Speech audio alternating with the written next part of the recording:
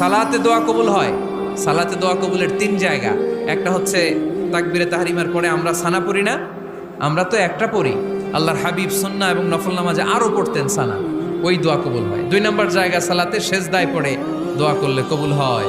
আকরাবু মা ইয়াকুনুল আবদু মির রাব্বিহি ওয়া হুয়া সাজিদ ফাকসিরু ফীহি দুআ। বান্দা যখন সেজদায় লুটিয়ে পড়ে বান্দা আল্লাহর সবচেয়ে কাছে চলে যায়। তা কিন্তু বিশ্বনবী বলে সেজদাটা তোমার রবের কুদরতি পায়ের উপরে পড়েছে। সেজদায় পড়ে দোয়া করেন। সালাম ফিরানোর আগে বিশ্বনবী দোয়া করতেন, লা ইউসাল্লিমান্না আহাদুকুম হাত্তা ইয়াতাআওয়াযা মিন আরবা'a। আল্লাহর হাবিব বললেন, চার জিনিস থেকে পানাহ না আছে আমার কোন উম্মত যেন সালাম না ফিরায়। তারা যেন পড়ে আল্লাহুম্মা ইন্নী আউযু বিকা মিন আযাবিল কবর, আউযু বিকা মিন আযাবি জাহান্নাম, আউযু বিকা মিন ফিতনাতিল মাহইয়া ওয়াল মামাত, আউযু বিকা মিন ফিতনাতিল মাসিহিদ দাজ্জাল। আল্লাহ কবরের আযাব থেকে বাঁচাও, আল্লাহ জাহান্নামের আগুন থেকে বাঁচাও, আল্লাহ জীবন